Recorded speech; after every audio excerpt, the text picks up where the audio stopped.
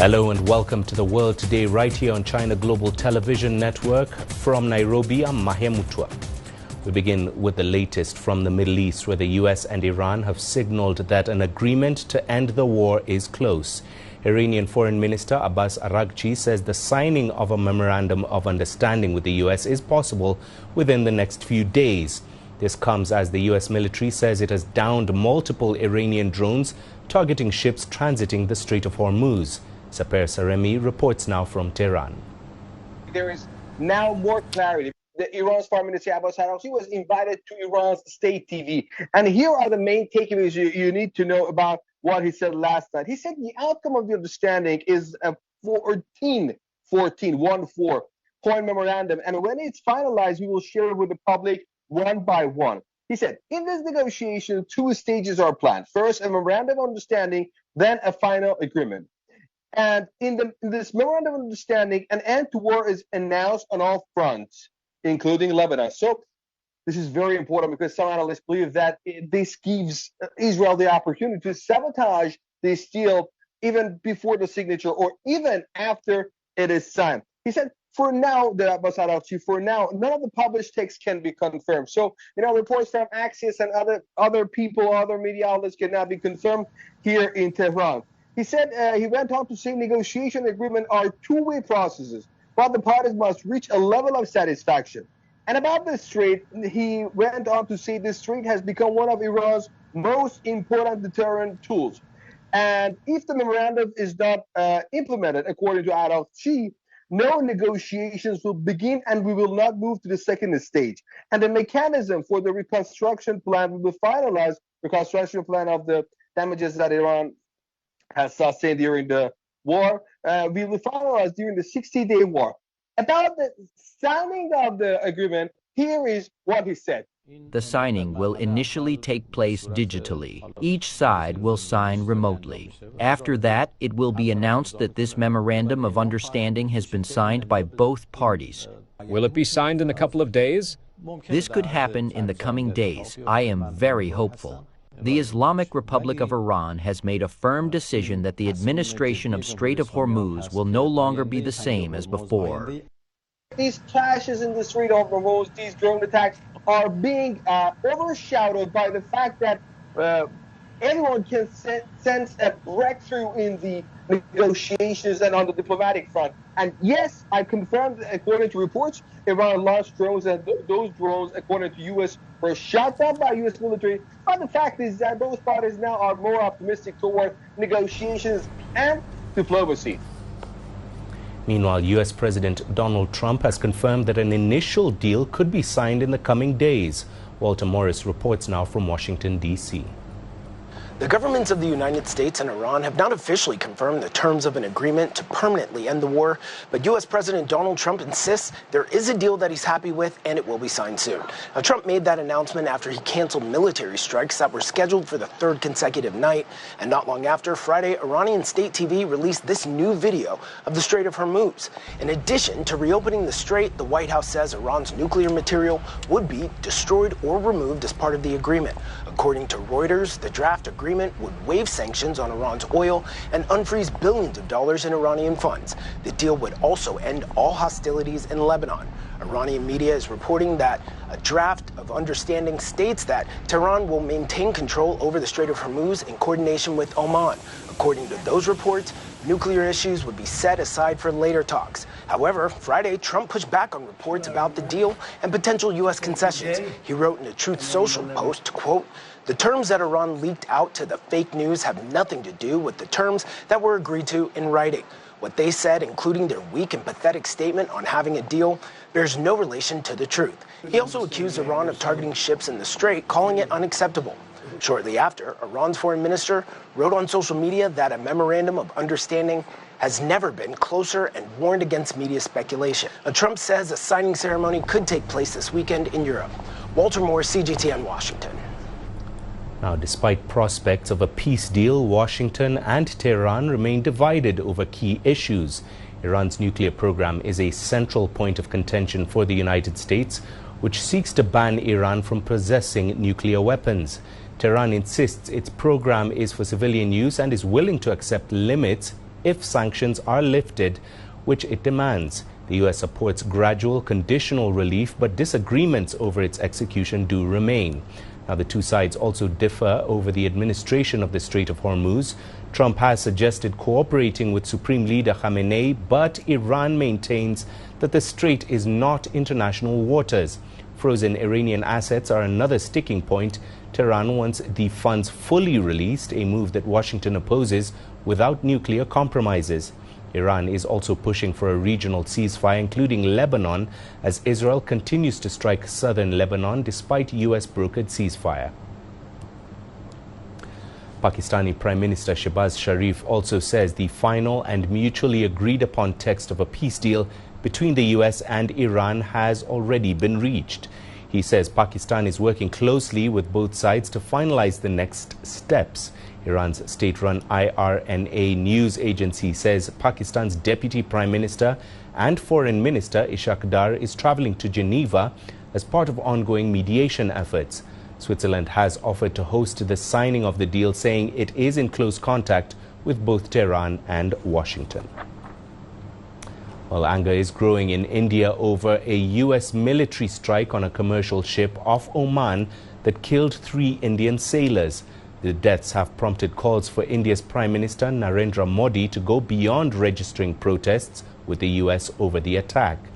The U.S. military says its aircraft opened fire on the ship after the crew repeatedly failed to comply with directions from U.S. forces, enforcing a blockade of Iran. On Thursday, another ship with 20 Indian crew members was also attacked. Ravinder Bauer now reports from Delhi. Emotional scenes which unfolded after the identification of these 3 seafarers in their homes, in their villages. Crowds gathered and consoled the parents and the families of these 3 seafarers. We also have seen that the families are now demanding the earliest return of the remains of their loved ones, and that should be made to happen as soon as possible. In the meantime, the government has expressed and voiced their strong protest today for the second time after Wednesday.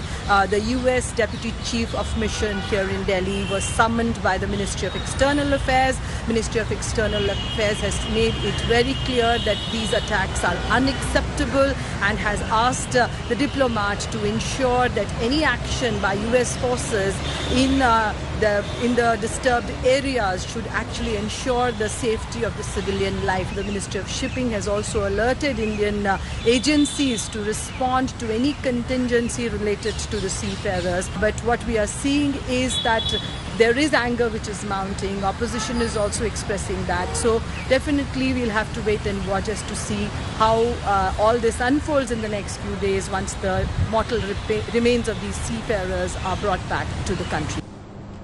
A shooting in the U.S. state of Texas has left 2 people dead, including the suspected gunman. The mayor of Midland City says 1 victim died at the scene and the suspect, Victor Mata Villarreal, was confirmed dead after a standoff on Friday. Police say the 45-year-old shooter was found dead inside the building where the incident took place a few hours after the shooting began. They have not specified how he died at this time. 4 out of 10 injured victims have since undergone surgeries.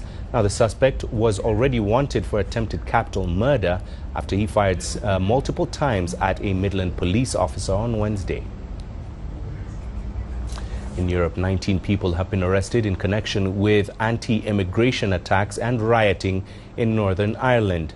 Unrest erupted on Thursday after a knife attack for which a Sudanese man has been charged with attempted murder. The level of violence has decreased, but a heavy police presence remains in place. Members of ethnic minority communities say they are worried about their safety. Yolo Abdafid reports now from Belfast. People are still contemplating the impact of 3 nights of disorder. Many are anxious about their future. Questions around immigration and controlling entry for essential workers and those looking for asylum are in focus as never before. We are afraid to go home. We are going to our friend's house to stay because the area we are living is not safe. We are really working full time and overtime and paying taxes and Constantly, we are not only a healthcare workers, we are friends, we are parents, we are a valued member of the community. There's an economic cost too, as well as the personal loss of businesses to members of Belfast ethnic communities. Mohammed escaped a civil war in Syria in 2015. All his children are born in Northern Ireland, but he's too afraid to show his face. The business is gone. It's gone, actually. Nothing left. Do you feel in danger? I'm feeling like down, actually. Down because before was a very good life here. About 7 years ago, I stayed, nothing happening. Starting only 2-3 years ago. It's one of several businesses left in ruins after pockets of violence in several parts of Belfast and nearby towns. The tough decision for many is whether they can afford to start again. Political arguments between the various parties and their loyalties have already started. After 30 years of peace, following decades of sectarian violence, people are concerned this week how quickly the riots were instigated and organised. Northern Ireland is part of the United Kingdom, but the border with the Republic of Ireland to the south, which is a member of the European Union, is open for the free movement of trade and people. It's become a route for undocumented migrants to cross both ways. Over the course of the last decade, we've seen a growing but still pretty small migrant community, and it's pretty clear that there have been tensions over migration, over the allocation of housing, and then when you get a spark, it's easy to ignite, and particularly that seems to be the case within loyalist pro-British areas. Many of the targets of this week's violence were chosen because of race, not citizenship or migration status. Northern Ireland is the least diverse region in the UK, with much lower immigration than England, Scotland or Wales. Just under 4% of the population come from ethnic and migrant groups. This week, 12 police officers have been injured and several vehicles were destroyed. Scenes like these could lead to boosting the police service as they contend with the legacy of violence that still remains here. Yolo David, CGTN, Belfast, Northern Ireland. And that's all we have for you on this edition of The World Today this hour. I'll be back shortly with more news from the continent in Africa Live. Stay tuned.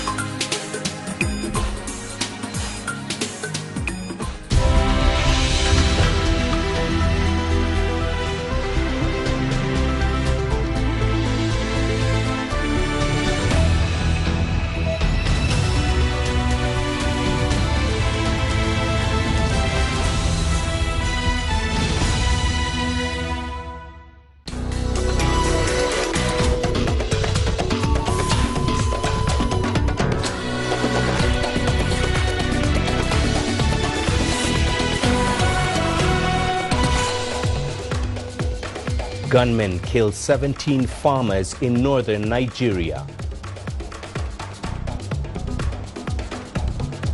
DR Congo says number of confirmed Ebola cases has climbed to 689. And experts say El Niño phenomenon could bring below normal rainfall to parts of Ethiopia during the main rainy season.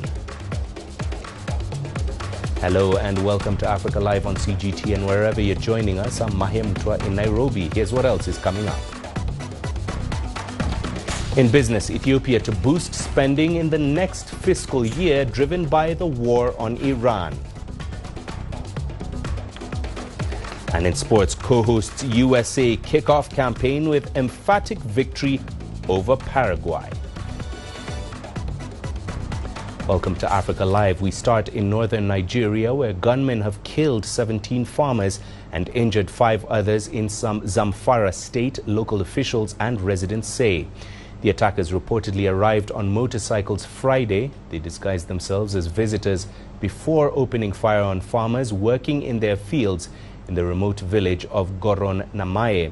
Community leaders say the dead were buried on Friday, while 3 of the injured remain in critical condition. The incident is the latest in a wave of violence targeting farmers across northern Nigeria, where armed gangs and extremist groups frequently raid villages, kidnap residents and demand levies from farmers. Staying in Nigeria, Parliament has passed a constitutional bill to decentralize the security system by establishing state police forces. The long-debated reform now awaits approval by at least 2/3 of all state assemblies before being forwarded to President Bola Tinubu for assent. Now, lawmakers say it is a major step toward tackling worsening insecurity in the country. CGTN's Sofia Shimechero tells us more. Policing has been controlled from Nigeria's capital, Abuja, for decades. The new reform seeks to allow each of the country's 36 states to establish and run its own police force alongside the federal Nigerian force. Debate on the bill intensified in recent months following persistent security threats in several states, including banditry, kidnappings, and farmer-herder clashes. On Friday, residents took to the streets of Lagos and Abuja demanding government action against widespread kidnappings. We are tired of living like slaves in our own country. That is why we come out to march and see and show the world that Nigeria is bleeding. We need a new government, please. We need a change. We are here for revelation. No peace in your own country. We cannot sleep well. That's why we are out. Please. For Nigeria to go back to our former glory. Tinubu declared a nationwide security emergency last November and ordered the recruitment of thousands of additional security personnel. He says counter-insurgency efforts under his administration have been fruitful. Over 13,000 terrorists have been neutralized in the past year. But we also keep the door of surrender open. Over 124,000 fighters and dependents have laid down arms since 2023. Through Operation Safe Corridor, we turn our former enemies into citizens because every life saved is a victory for democracy. Lawmakers say the new reform will help address local security threats more effectively, as state police will improve response times and strengthen intelligence gathering. Sofia Shimechero, CGTN. Well, let's discuss the ongoing situation in Nigeria further. Chris Ogunmodede is a West African affairs analyst and joins us live this hour for more on the security situation in the country via Zoom from right here in Nairobi, Kenya. Chris, thank you for joining us this hour. What are your thoughts on the proposal to allow states to establish their own police forces to help improve intelligence there? State policing in Nigeria is an idea whose time has come. It's been a long time coming, to be quite honest. The state policing debate goes back 20 years, really, but has really come to the fore in the last decade, I would say, but most especially in the last 3 to 5 years, where the security the insecurity rather in Nigeria has really, spiraled beyond the control of the Nigerian state. And so the proposal in the National Assembly speaks to everything I've just said, the reality that even the top security officials in the country, top political office holders, including the president, now recognize that the old architecture of a centrally controlled police force is no longer, it's not only not working any longer, but is actively causing more problems than it's solving. Right, and looking at where this stands at this time, this is, of course, a proposal that still has several more steps to go before it can see the light of day. I'm curious to know what you think the impact of this constitutional bill on insecurity will be in Nigeria. Well, it has to follow all of the steps that you've mentioned, because that's simply how things get done. Certainly, if you want a long-lasting reform that will stand the test of time, because such things of this nature can't just be done by executive fiat. And even if they could be done, what that would mean is that the next government can simply undo them, or, there's a way in which legislative action makes proposals and reform ideas not only more legitimate because the legislators are the representatives of the people, but it can also have things like financial backing and all of the myriad issues associated with policing and security more broadly in Nigeria. So I have no problem with the fact that it has to follow through all of the steps, but I think and wish for the conversation around policing and security in Nigeria to be a bit more broad and deeper than simply state versus federal policing. They have to go into other issues of accountability and security sector reform in the broader architecture of Nigeria's law enforcement and military infrastructure. And finally, Chris, looking at approvals here, while some are, of course, in support, some also fear maybe that the local police could be used by governors seeking greater control of security in their states. How does Nigeria then ensure that there is a balance between effective local police and the preventing abuse of power there? In the same way every other country has to deal with those issues. This is not a scenario that's unique to Nigeria. Of course, that's not to dismiss the impetus to have that balance. But of course, this is always a counter argument against state level policing in Nigeria, and it's a legitimate one, to be clear. But my view is that where we have come to as a country necessitates doing things differently, and the fear of abuse is not by itself enough to keep the status quo. The status quo is failing. Everybody knows it.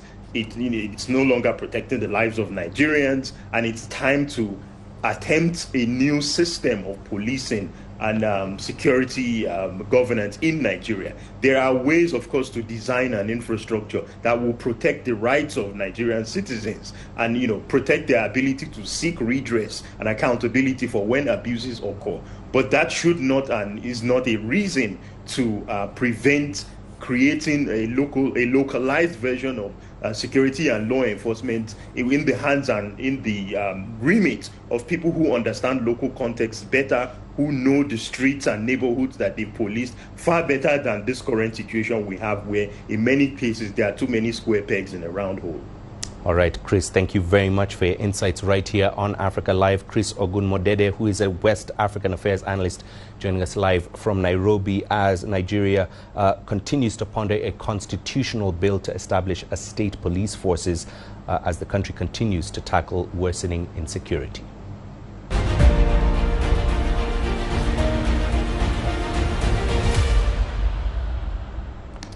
Let's turn to the Democratic Republic of Congo, where confirmed Ebola cases have climbed to 689, with 139 deaths, Public Health Ministry data showed on Friday. 17 new cases and 5 deaths were reported in Ituri province on Thursday alone. The outbreak, linked to the Bundibugyo strain, has impacted 29 health zones across Ituri, North and South Kivu provinces. The report also highlighted several operational challenges, including a reluctance to conduct post-mortem swabbing, inadequate Ebola treatment center capacity, and a $21.5 million funding shortfall. Meanwhile, the United States has pledged $50 million to the Coalition for Epidemic Preparedness Innovations to develop medical countermeasures for the Bundi-Buja strain. That's according to the State Department on Friday. This funding will support lab studies, clinical trials and manufacturing. CEPI said it has already invested over $60 million in 4 vaccine candidates and is exploring additional options. Now, the funding will expedite the development of essential countermeasures and enhance global preparedness for future threats. Meanwhile, the UN Refugee Agency on Thursday confirmed the first Ebola-related deaths in a displacement camp in the eastern DRC housing 30,000 IDPs. The victims were a mother and daughter. Humanitarian workers warn of rapid transmission risks in overcrowded facilities, lacking proper sanitation amid community mistrust of aid groups that are complicating containment efforts. This comes as UN agencies warn that a spike in infections in children is a likely scenario in the coming days. CGTN's Crystal Onkeo has the details. The vulnerable child population in eastern DRC, many malnourished and unvaccinated, is at increased risk. Most cases to date have been among socially and economically active adults. But as the outbreak evolves, we must be prepared for increasing household transmission, which means we may see more children affected in the days ahead. As the outbreak unfolds, a humanitarian crisis caused by decades of fighting between government forces and armed militias is already a problem. More than half of children under 5 in Ituri province are chronically malnourished, and over 1 in 5 have never received any childhood vaccines, says UNICEF. While estimating the number of children who may be affected is problematic because surveillance tracking data is not yet available, historical data shows children are often a significant share of Ebola cases and fatalities, with the youngest facing the highest risk. Ebola is a very different disease in terms of transmission routes to COVID. Schools can stay open. There's no reason for a school to close. Infection prevention and control measures do have to be taken, and there does have to be education within the school amongst the teachers and the staff and amongst the children. Improving local testing capacity is a key factor in overcoming the threat, as the full scale of the outbreak is not yet clear, according to a World Health Organization official. UNICEF has dispatched 8 transport flights with more than 100 tons of emergency humanitarian supplies to the DRC, with support from the European Union as part of its 6-month response to help 3.7 million people. The aid includes personal protective equipment for frontline health workers, medicines, hygiene materials, and medical supplies to battle the virus in affected communities. Crystal Onkeo, CGTN. Meanwhile, private clinics in the eastern DRC are finding themselves on the front lines of the latest Ebola outbreak. In Bunia, the epicenter, fear and deep skepticism are keeping many patients away from public isolation centers. Instead, they are turning to private clinics that are desperately short on resources and rely on delayed government responses. CGTN's Caroline B. reports. Another life claimed by Ebola in Bunia. This time, a young student. She died at this private clinic before her test results could even confirm the virus. Private health facilities like this are increasingly acting as the first stop for patients seeking care. Doctors here say they are often the first to identify suspected Ebola cases before alerting specialized response teams. The student came in sick, just like everyone else, but turned out as a suspected Ebola case. We called the investigation team, who took samples. Things happened quickly, and before the results came back, she died. Health authorities have instructed private clinics to refer suspected cases to the Ebola Treatment Center at Bunia's General Hospital. But many patients are reluctant to go. Fear of infection, local conflict, and mistrust of public facilities has driven patients to these private clinics, complicating efforts to contain the virus. Some patients refuse to go to the treatment center at the general hospital. Other suspected cases leave before they can be transferred, and we don't always have the vehicles to transport or send them ourselves. At clinics across Bunia, doctors say when suspected cases arrive, government response teams take hours to show up, leaving staff to handle panicked families alone, a challenge made worse by a lack of resources. Many private facilities are funding their own protective measures, despite playing a key role in the response. We have not yet received any grants or support from the various partners involved in the fight against Ebola. At the moment, we are relying solely on our own resources. We have allocated funds to purchase personal protective equipment. We were looking for gloves, chlorine and so on. So far, this has enabled us to cope with the situation. As health officials work to contain the outbreak, authorities continue to urge private clinics to push referrals. They say such facilities remain a critical link in detecting cases and preventing the further spread of the deadly virus. Caroline B., CGTN. Meanwhile, Ugandan scientists say they are working with global manufacturers to urgently produce a vaccine designed for the Bundibujo strain of the Ebola virus, which is what is spreading in the current outbreak in the DRC and Uganda. The Bundibujo strain currently has no approved vaccine or treatment. Isabel Nakiria reports. Scientists at the Uganda Virus Research Institute are collaborating with Johnson & Johnson and Merck to develop a vaccine as quickly as possible. They are examining whether existing Ebola vaccine options can offer protection for the Bundibujo strain, and they are studying whether experimental drugs used to treat other Ebola strains can work against this one. Health workers got some of this vaccine for Zaire, and if you boost them with another vaccine, let's say the Sudan vaccine, not yet licensed, but it's available, do you broaden the immune response and people are protected? Researchers are also evaluating options for conducting trials here and in the DRC using the antibodies from Ebola survivors. Similar tests were carried out during the West African Ebola outbreak in 2016, and the results were successful.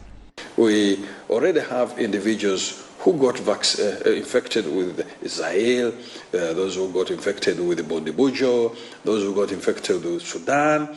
If you get their antibodies, can they kill the other one? Can somebody who has antibodies against Zaire, can those antibodies work against Bundibujo? Those lab studies are also being planned.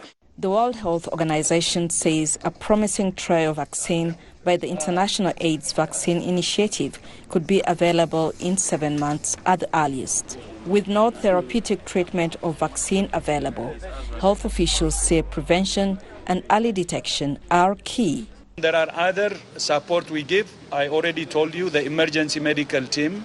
The emergency medical training that we started many years ago, and many Ugandans were certified. I think I heard 148. That helps in preparedness and that helps in response. The virus is fast spreading and health workers are struggling amid limited resources and a lack of emergency supplies to contain it. Uganda continues to heighten public health safety measures to stop cross-border infections. The scale of the latest outbreak has shown the need for better preparedness in terms of vaccines and trained health personnel for handling emergencies. The strategy now is to quickly find a solution before the situation escalates. Isabel Nakiria, CGTN in Kampala, Uganda. Moving away from the Ebola crisis, South African President Cyril Ramaphosa has made an urgent legal bid to stop impeachment proceedings against him linked to the controversial Farmgate scandal. Ramaphosa is accused of covering up a break-in and theft of cash amounting to $580,000 at his game farm in 2020. Ramaphosa wants the court to first rule on a separate application he made to set aside an independent panel's misconduct findings over the scandal. Last month, South Africa's top court revived impeachment proceedings against Ramaphosa, finding that a parliamentary vote to stop the process in 2022 was invalid. The scandal has cast a shadow over Ramaphosa's anti-corruption image, despite his denials of any wrongdoing. But political analysts expect him to survive if the impeachment process goes to a vote in Parliament. Now, the UN is urging countries to prepare for the possible return of El Niño, a climate phenomenon that can disrupt weather patterns and impact food production, water supplies and public health. The World Meteorological Organization says there is a strong chance El Niño conditions will develop in the coming months. In Ethiopia, experts warn the phenomenon could bring below normal rainfall to parts of the country during the main rainy season. El Niño occurs when sea surface temperatures in the Central and Eastern Pacific Ocean become warmer than normal, influencing weather patterns around the world. The World Meteorological Organization says the phenomenon can intensify climate extremes, increasing the risks of droughts, floods and heatwaves in different regions. In the Greater Horn of Africa, seasonal forecasts suggest below normal rainfall in several areas between June and September. In Ethiopia, meteorologists are closely monitoring conditions as millions of farmers depend on seasonal rains for their livelihoods. Right now, the eastern and the central part of the Pacific Ocean, just from indicating from neutral surface temperature to warming phase. This means that the coming climate season will be under weak to moderate El Niño conditions, according to the national as well as international climate center prediction. Ethiopia's Meteorological Institute says northern parts of the country are likely to receive normal to below normal rainfall, while western regions may see average to above average precipitation. Although rains have already started in some western areas, concerns remain over potential rainfall shortages and prolonged dry spells elsewhere. Farmers say weather patterns have become increasingly unpredictable. Temperatures have increased and the rains have been delayed. In previous years, we would usually receive rainfall before June, but this year we are still waiting and hoping it will arrive by mid-June. Experts warn that reduced rainfall could lower crop yields, reduce soil moisture and strain water resources in parts of northern and eastern Ethiopia. The projected normal to below normal rainfall, it may have a negative impact potentially on agriculture, on the availability of water resource. So the seasonal performance will be normal to below normal rainfall. This may also have its own impact on the seasonal rainfall performance. We will expect deficit rainfall, deficit moisture performance, and irregular rainy days. The United Nations is calling on governments to strengthen early warning systems and preparedness efforts as El Niño develops. Ethiopian authorities say continued monitoring and timely weather advisories will be essential to help communities adapt to increasingly unpredictable climate conditions. Caroline B., CGTN.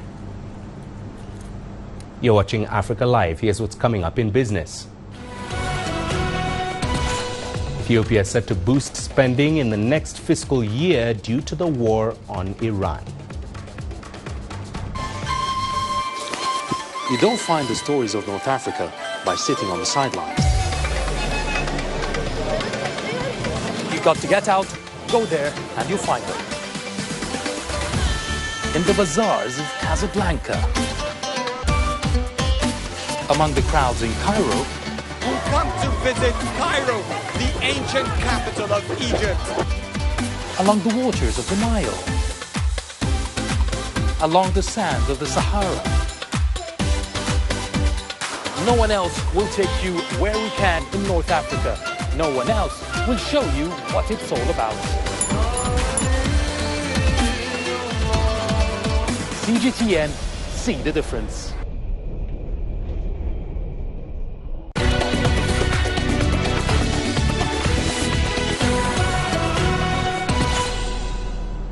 Time for the business. We begin in Ethiopia, where the country plans to increase government spending in the upcoming fiscal year. This will be mainly driven by costs related to the U.S.-Israeli war on Iran. Finance Minister Ahmed Shide says the country's economy is expected to grow by 10.1% during the fiscal year, with export revenues expected to surpass $10 billion. Now, according to the minister, this will help reduce the budget deficit there. Becca Atoma reports now from Addis Ababa. The Ethiopian government is projecting higher spending for the 2026-27 fiscal year, with total expenditure expected to increase to a record $14.6 billion. Presenting the budget proposal to Parliament, Finance Minister Ahmed Shide attributed the increase to the rising global security-related costs, while underscoring the government's commitment to sustaining the country's economic stability. The federal government's proposed budget for the 2026-2027 fiscal year has been prepared with the country's macroeconomic priorities and overall development targets in mind. During the fiscal year, Ethiopia's economy is projected to grow by 10.1%. However, preliminary assessments show that the crisis in the Middle East is likely to affect that growth outlook. As a result, the 2026-2027 budget has been prepared in a way that helps to mitigate the potential impact of the conflict on the economy. The minister says despite increased spending, the budget deficit for the fiscal year will be reduced to 1.4% of the GDP, down from the 2.2% projected for the current fiscal year. While it may seem paradoxical, economists say there are reasons to believe the government can achieve the targets. The Ethiopian nominal gross domestic product is increasing, boosting. Whenever the nominal gross domestic product is increasing, which is actually the denominator of the budget deficit, automatically the budget deficit will be reduced. This is one factor. The other factor which contributes toward this increasing spending and at the same time reducing the budget deficit is that the government is undertaking aggressive domestic revenue mobilization through increasing the tax base, through digitalizing the taxes and encouraging those who are honestly paying the tax as a national hero. This contributes toward this increasing the government revenue and toward this just reducing the budget deficit.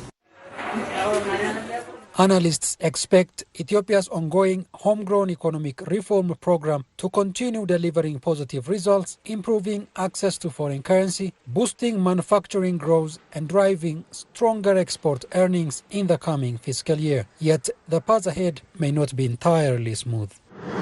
We are living in a very dynamic, very turbulent world. Price of commodities are going to be volatile for the country like ours, Ethiopia, where import is high.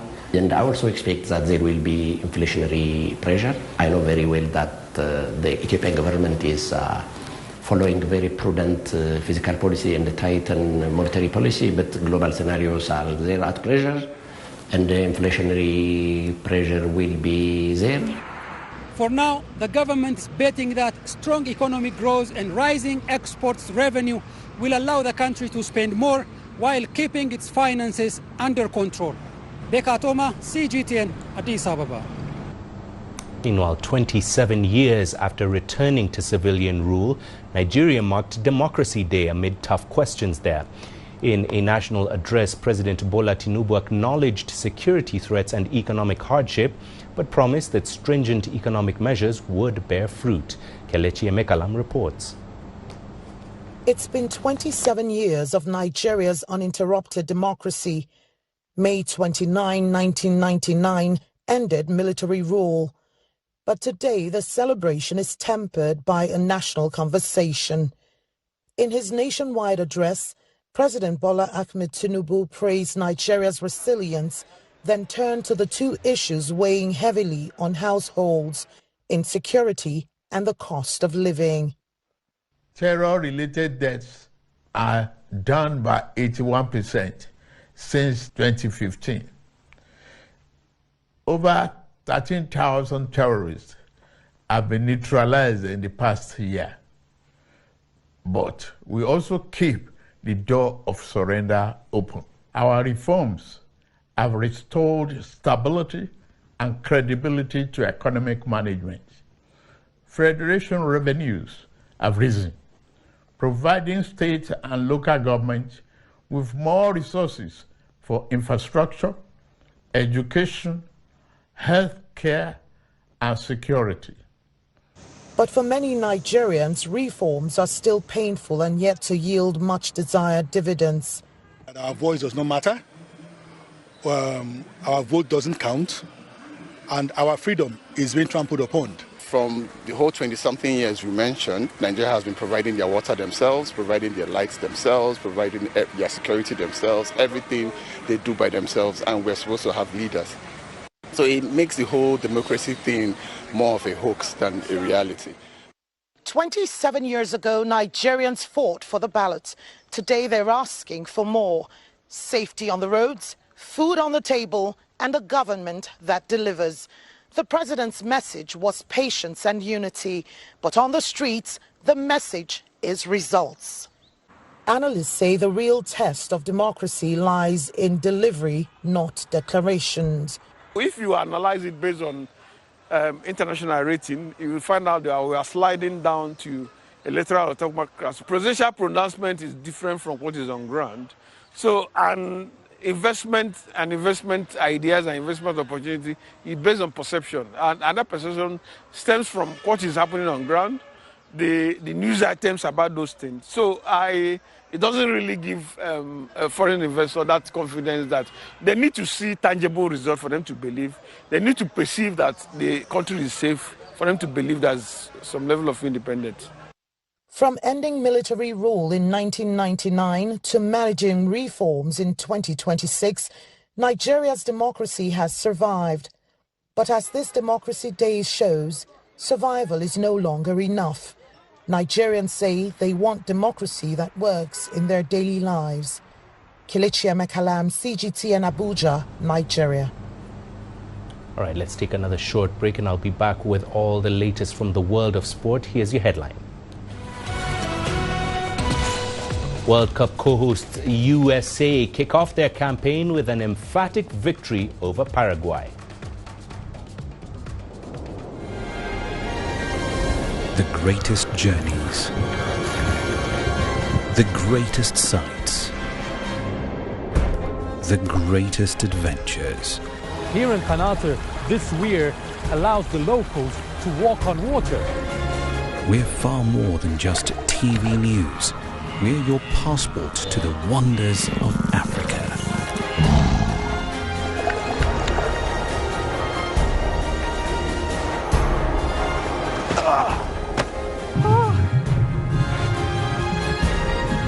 So let's explore.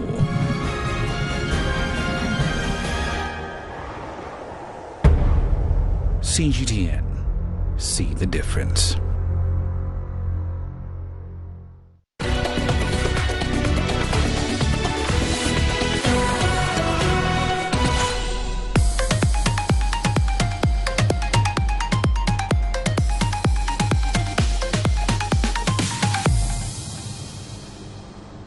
Right, we start in Los Angeles, where co-hosts USA got their 2026 FIFA World Cup campaign off to a blistering start with a 4-1 victory over Paraguay. After a star-studded pre-match ceremony, US pressed high against Paraguay, who returned to the tournament for the first time since 2010. After 7 minutes, Paraguay defender Damian Bobadilla scored the first own goal of the tournament to give the hosts the lead. 1 minute past the half-hour mark, Folarin Balogun made it 2-0 before pulling the US farther ahead in the first half, added time for 3-0 at the break. Paraguay pulled one back in the 73rd minute through Mauricio, but the US continued to control the game and Gio Reyna scored from the edge of the box to seal a 4-1 win.